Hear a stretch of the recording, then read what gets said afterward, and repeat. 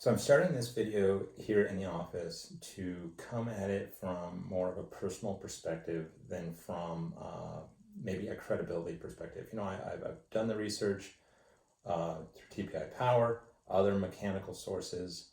I have the PGA credibility, whatever it might be. We might have the credentials sitting behind me, so to speak, but I want to do it more from a personal light. It's been a personal journey of mine to try to gain more clubhead speed. And so I was a high speed player as a junior.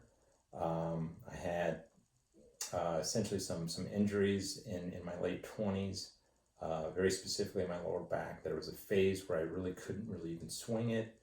And so it's really just been a personal journey of mine to get that clubhead speed back to where I feel it should be as a maybe competitive / former competitive player. So that's where this video is coming from. And so if you are in a speed training situation, and so we're using speed sticks or a system like the Stack, anything like that, this video is about and for those who are engaged in those programs but not quite seeing the results transfer to their actual driver on the golf course. And that's where this video is coming from. And back to the personal note, that's exactly where I found myself probably about a year ago. Just to kind of bring that into here is I was routinely getting my speed systems at somewhere around 118, 120 effective clubhead speed, and I was just really hovering somewhere around 105, 106 on the actual golf course hitting a golf ball. So I was just unable to get it to move into my driver, and so I started this kind of journey, so to speak, of figuring out how to get that to actually translate to the golf course. And keeping in mind for those who maybe aren't engaged in an overspeed protocol, we are trying to work on our clubhead speed to get our resting clubhead speed, just swinging casually up on a golf course so we can effectively hit the ball farther. So if we're not actually effectively hitting the ball farther on a golf course, we might question why we're going through this speed. So that's what this video is going to be about. I want you to join me in these 4 phases. I have 4 phases, and I'm going to talk about each of those phases in their respective locations. So I hope you enjoy the rest of the video. At this point, we're going to head over to the first phase and get going in here. Enjoy the rest. Okay, jumping right into our 4-phase system to get that clubhead speed with our own driver up on the golf course.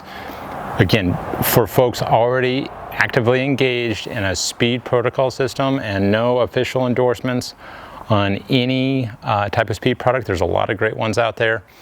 If we're struggling to get that clubhead speed to the golf course, this is the process that I've gone through over the last year to help me raise that number. So phase 1, here we go.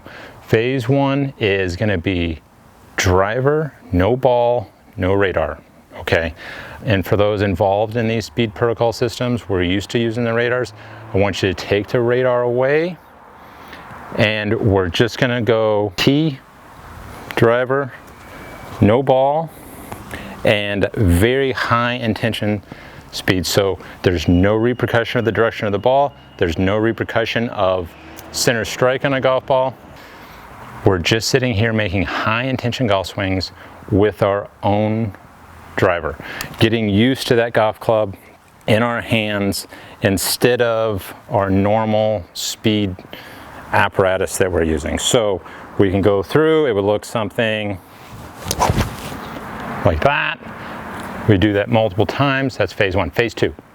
Okay, phase 2 is going to be our own driver, net, golf ball, and radar. Okay, so we're in the net, we're receiving our radar numbers, and we're actually hitting golf balls. Now the net, I think, is quintessential to the process because it takes away the repercussion of the side-to-side miss if we're out on a driving range. Okay, we're gonna have to add that in phase 3, but it takes that away. It also puts us in a really nice internal focus. So we're just gonna hop right in, go full send on our driver and our net. And I've got the radar information that's gonna pop up here.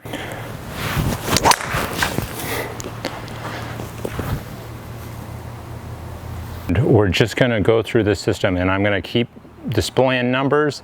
I'm gonna keep hitting golf shots. I'm gonna just try everything I can do to get that number up again. I don't care about the left to right on the ball. I don't even have left to right information. I'm not even gonna see where the golf ball goes. It's giving us this freeing effect in the mind. It is just operation full send into the net.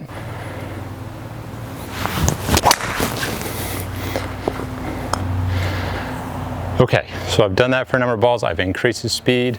That is phase 2. Let's move out to phase 3. Okay, step number 3, driving range, driver, ball. Quick note, if you're using range balls, just check that club head speed number. Ball speed numbers are probably gonna be way off. Just in testing range balls versus real balls over years with launch minors, the range ball information is for more or less useless. Just check that club head speed number. Another way to just bring that proof in, and hey, launch monitor's set up. We're all warmed up, we're ready to go. We're in our driver, we're in our full intent. We let her go.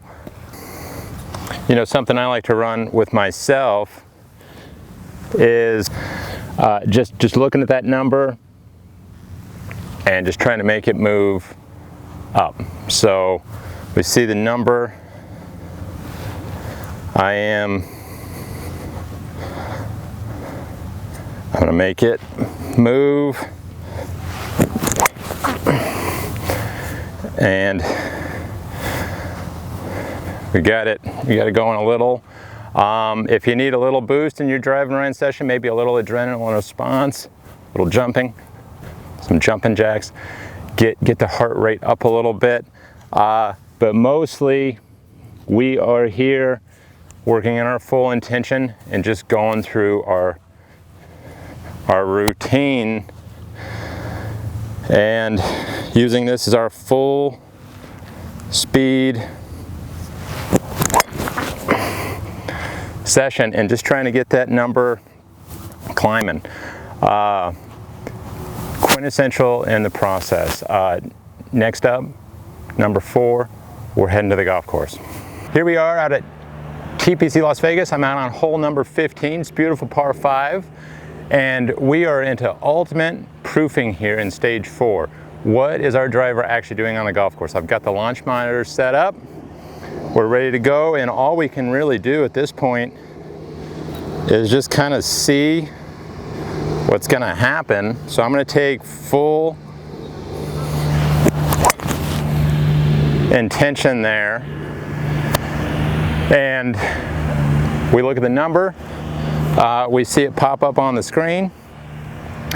It's taken me a while to get that number to a golf course, but the big system, and this is me personally, is I was always about 7 or 8 on an intention scale out here with the driver, and I found in order to get this club head speed actually to the golf course that I needed to take that intention all the way up to about 12 in how I feel and perceive things. Now, I've had a couple different students go through this little progression map that we've laid out here, and their experience has been a little bit different. So I think the important note there is our personal experience is a huge factor in this. We're all going to perceive things slightly differently.